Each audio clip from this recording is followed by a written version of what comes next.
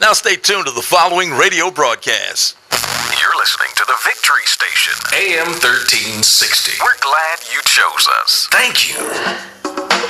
It's Impact with the Florida Star, the largest, oldest, and most read African-American newspaper in Northeast Florida and South Georgia.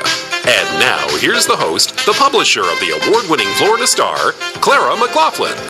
This is Opio. Thank you for tuning in to another episode of Impact. I am sitting in for Clara McLaughlin. We have a great show lined up for you today, as always.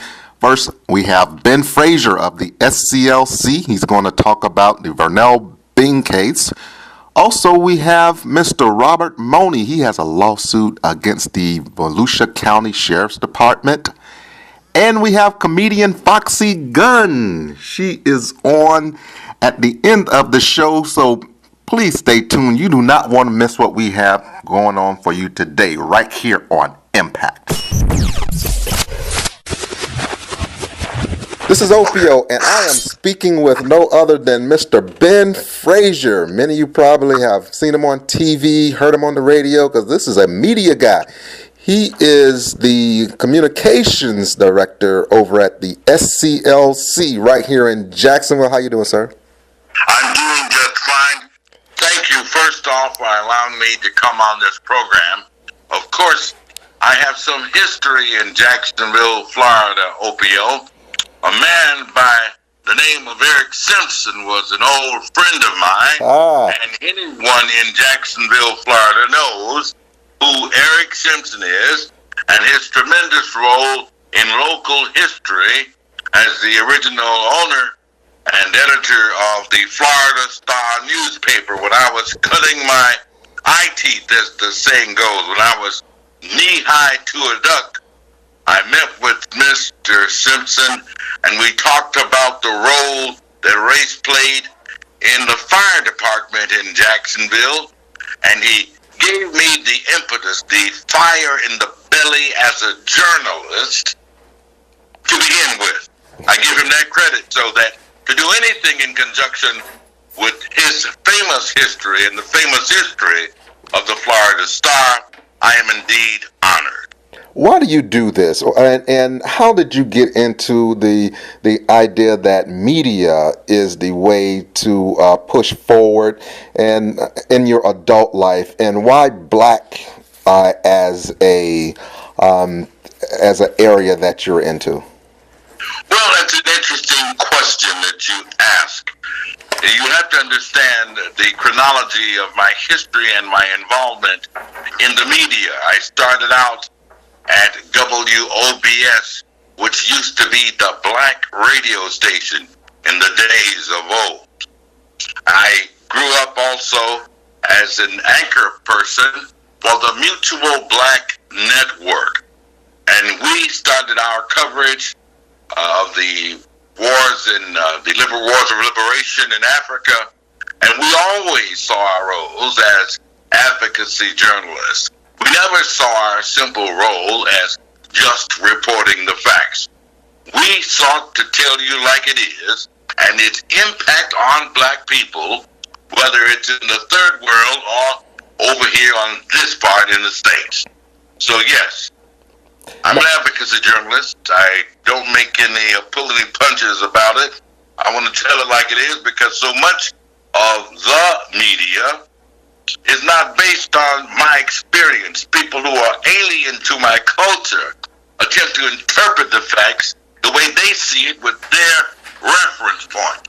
There's a need for the black perspective. There's a need for the black press, and I'm glad to be a part of it. Now, some people, maybe the younger people, will say, man, in the last several years, there's been this big police brutality issue.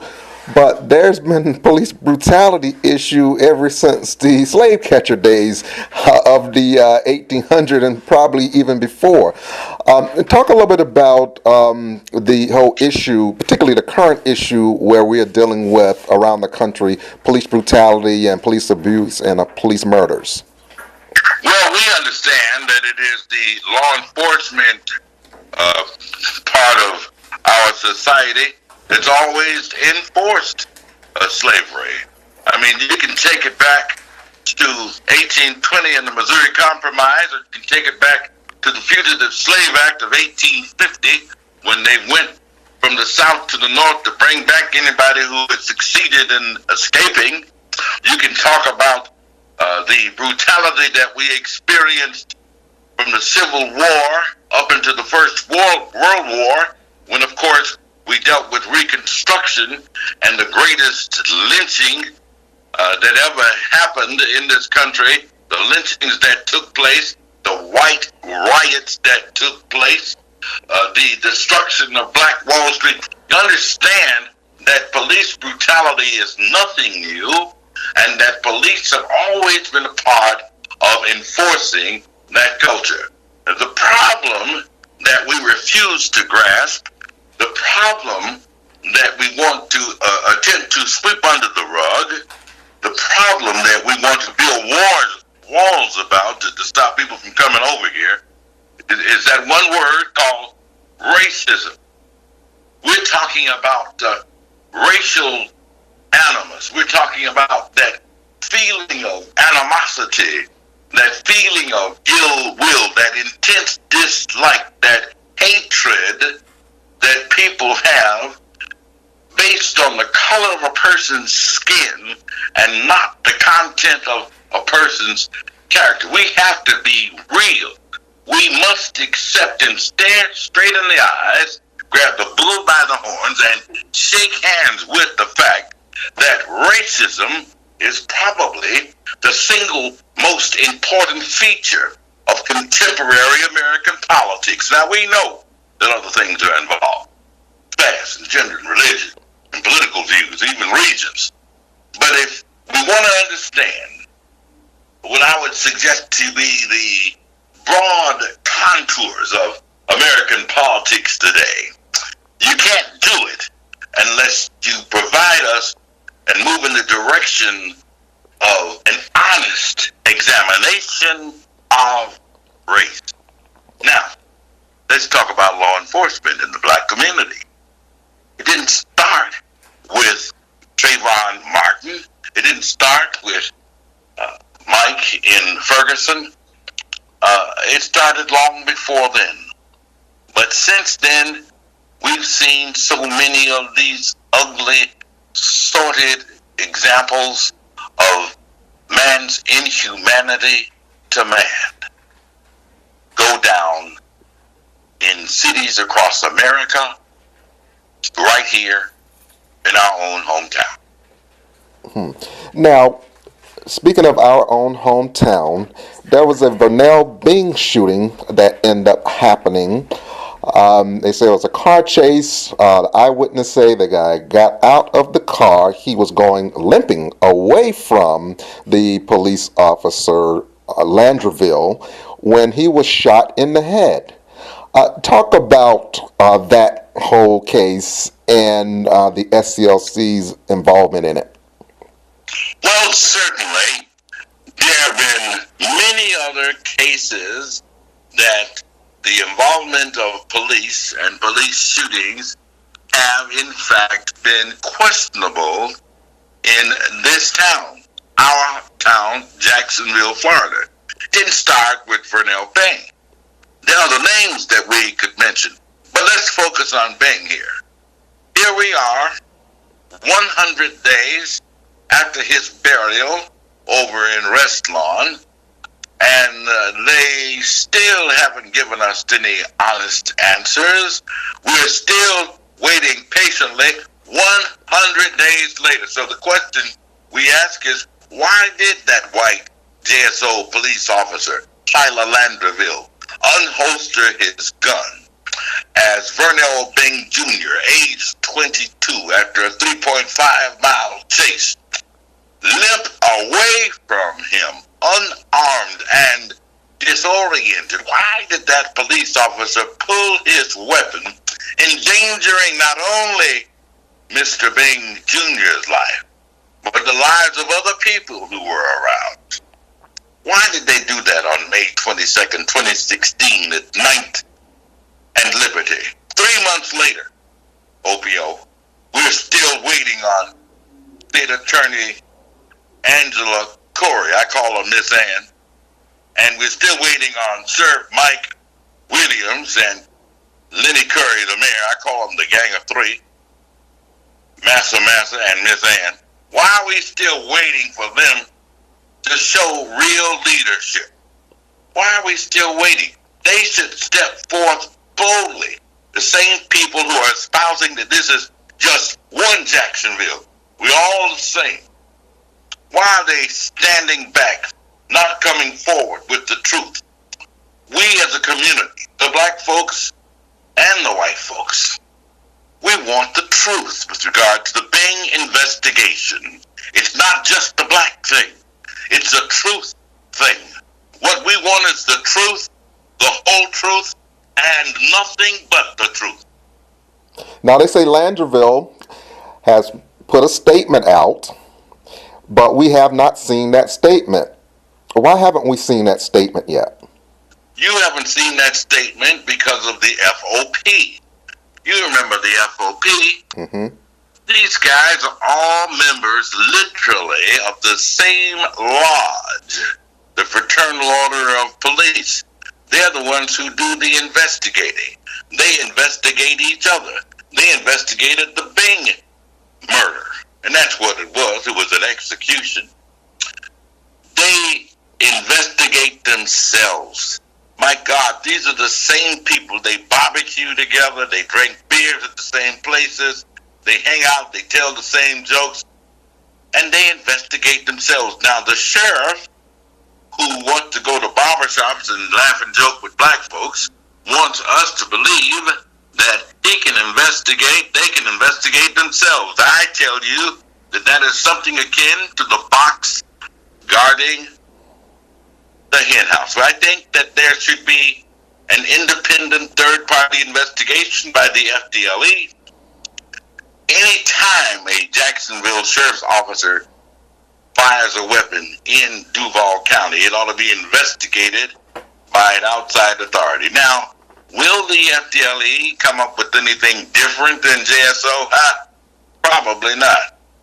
But regardless, we are sick and tired of the same results coming from these investigations, these internal investigations that are undoubtedly always thankless, undoubtedly always, we can say that they're contradictory all the time, and they're controversial all the time.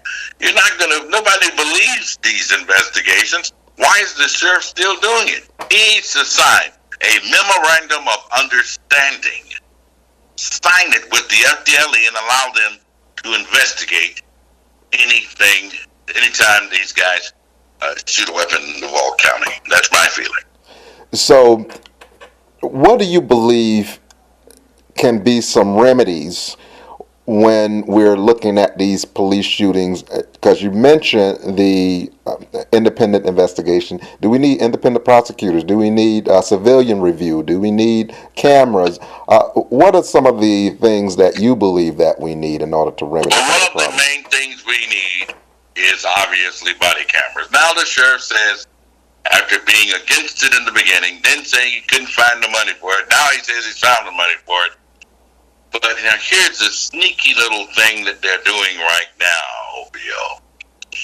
They're developing body cam policy, but they're doing it without any community input. A coalition of 100 civil rights organizations have put together the principles by which local municipality, counties, sheriff's departments, police departments should put together policy. Otherwise, these cameras can end up being used against the same people we want them put in place and deployed for to protect.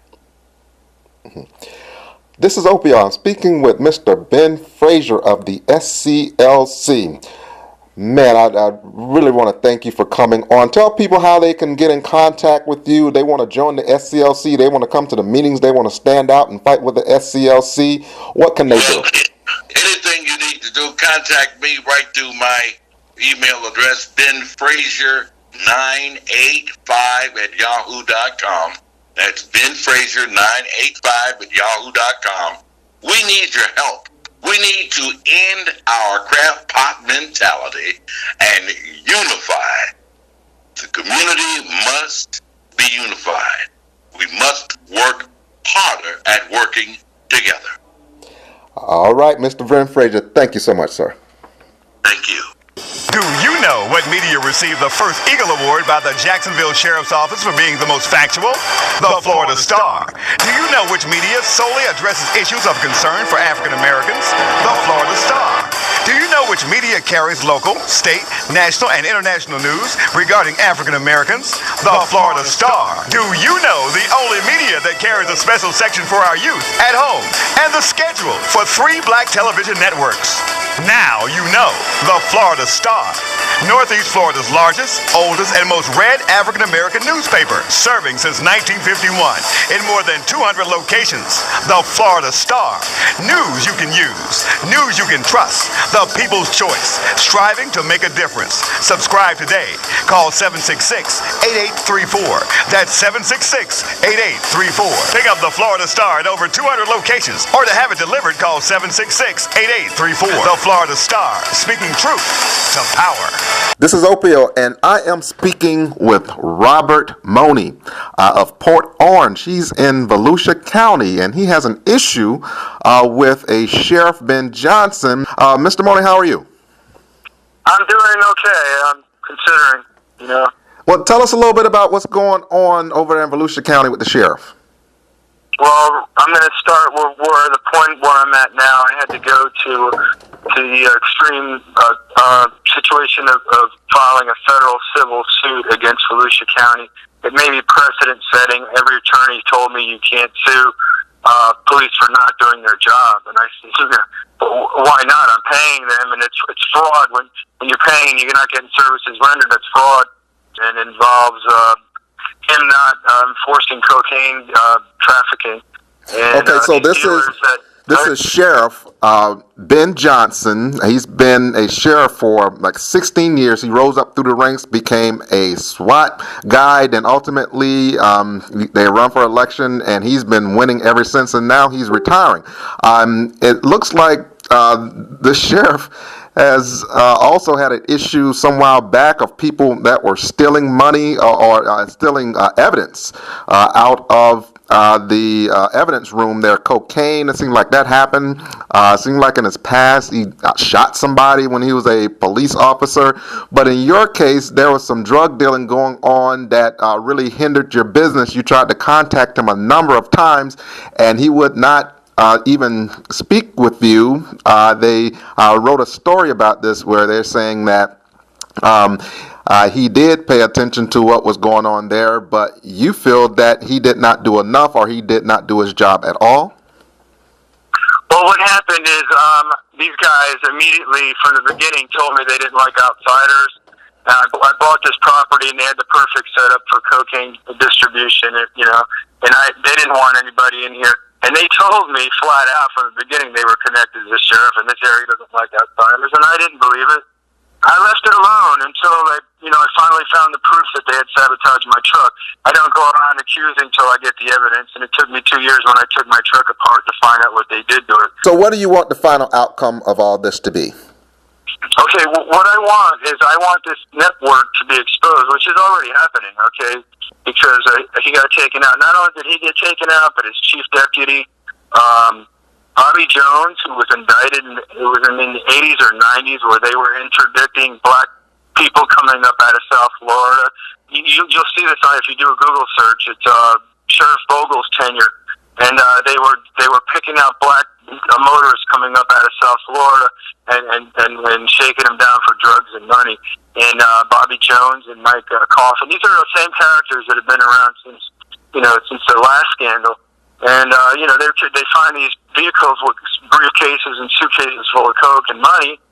And the lure of easy money. They're human beings, and they got kids that put through college and all. And if they can get away with it, like I told the feds, if you enable and allow the situation to happen, they're going to do it. And the way these guys are so insulated, that they've been doing it for so long, they became arrogant. And so part of my lawsuit is intentional infliction of emotional harm. And, I'm asking for $10 million.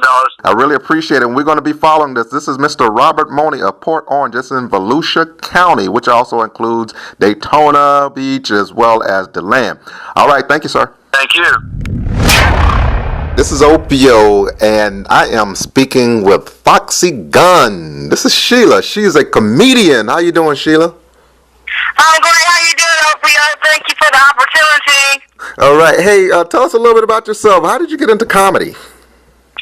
I got into comedy because I was doing a lot of volunteer work at a lot of women's shelters, domestic violence facilities, and I was just like trying to tell people to laugh through the pain. Whatever situation that you're going through, you can make light of it.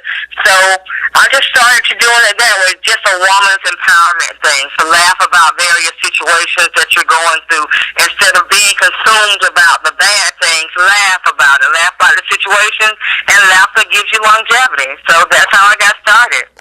Tell us what's your style. What's your style of comedy? If you had to say that there was somebody out there that was kind of like you, or that you mimicked, or that you saw and say, this would be similar to my style, who would that be?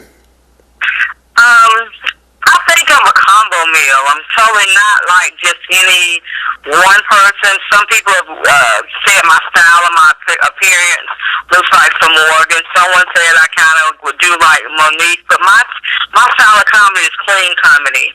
I don't do a lot of cursing, very little profanity.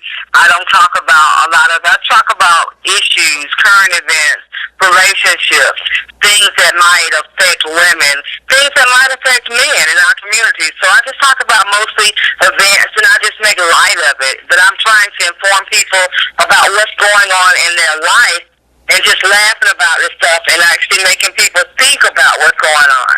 So that's the type of comedy. It's informational comedy, but I also have a twist in it because I'll make you think as well as laugh about the situation. How did you know you were a comic? Actually, to be honest, my entire family is funny.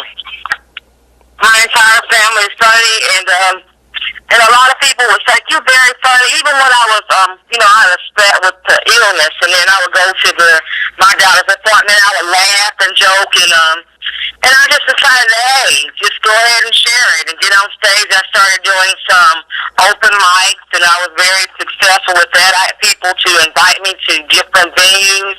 Just did a competition in St. Augustine. Turned out really well. And I just realized that, hey, I did motivational speaking, and I'm trickled down from motivational speaking to doing comedy. So it's a combo meal. I motivate you with a little dab of laughter. Now, tell me some of the comedians out there that you admired growing up.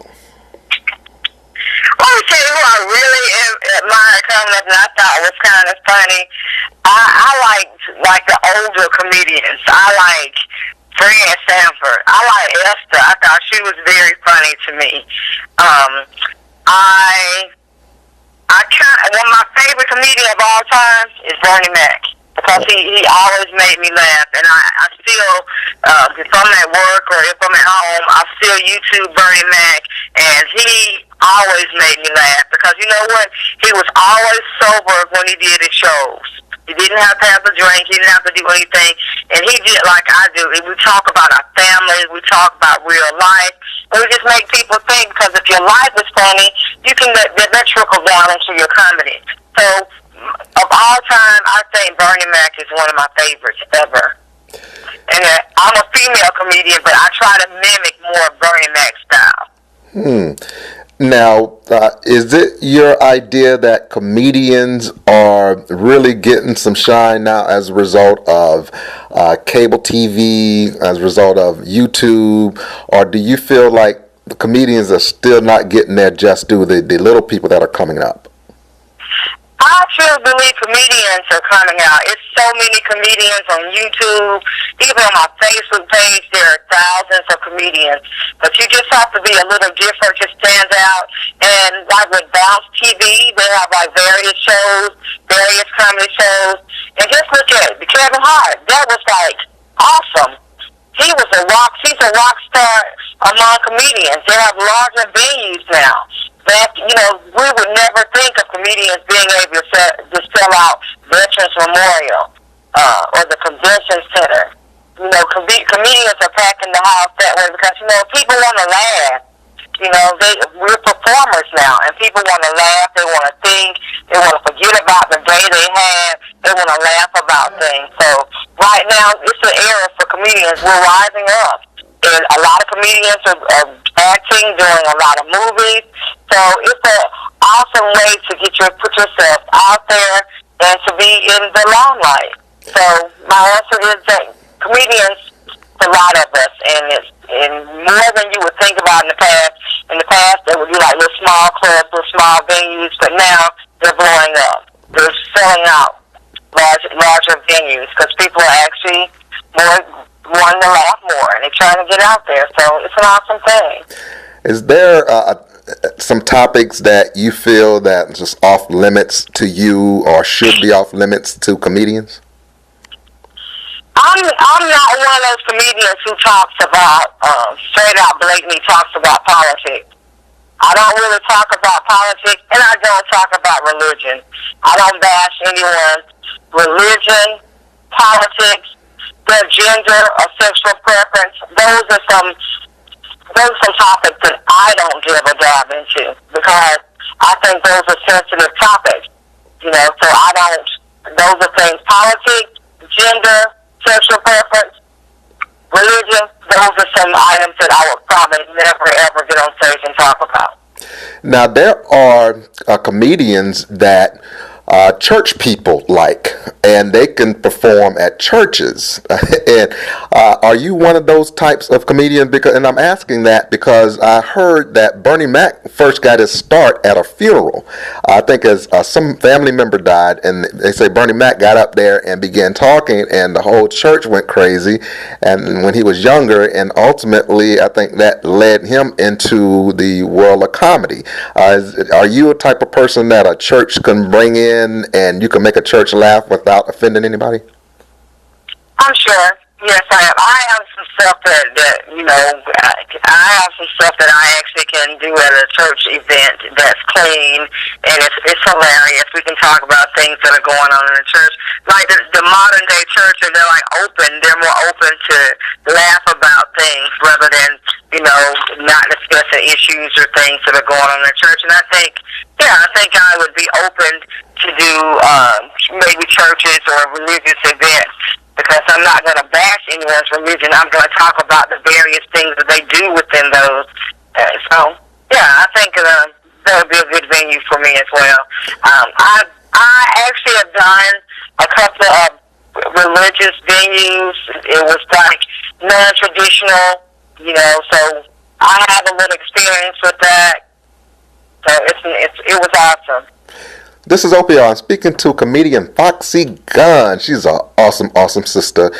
Tell people how they can get in contact with you if they wanted to see you. Do you have any dates set up where you're going to be on stage? I'm going to be at my next venue. It's going to be the Comedy Club on Beach, and it's going to be an awesome event. They do have a happy hour. It's going to be on Thursday, September 15th. Show starts at 7:30 p.m. and that's going to be my next event in Jacksonville. But you can also hit me up on Facebook. I have a Foxxy Gunn, the comedian Facebook page. You can, and I'm open to birthday parties, any sort of venue, any kind of event that you might have. I normally do a lot of events with women's organizations, but I'm open to any organization. But you can actually, if you want to I will be on YouTube in the next couple of weeks, so you can reach me on YouTube as well. All right, Sheila, I really appreciate it. Y'all, you have to reach out to her. You have to check her out. She has a great personality. As a matter of fact, she cares about social issues. That's how I know her. Foxxy Gunn, thank you, sister. My pleasure. Thank you for the opportunity, and you're awesome. Have a great day. This is Opio. Thank you for tuning in to Impact.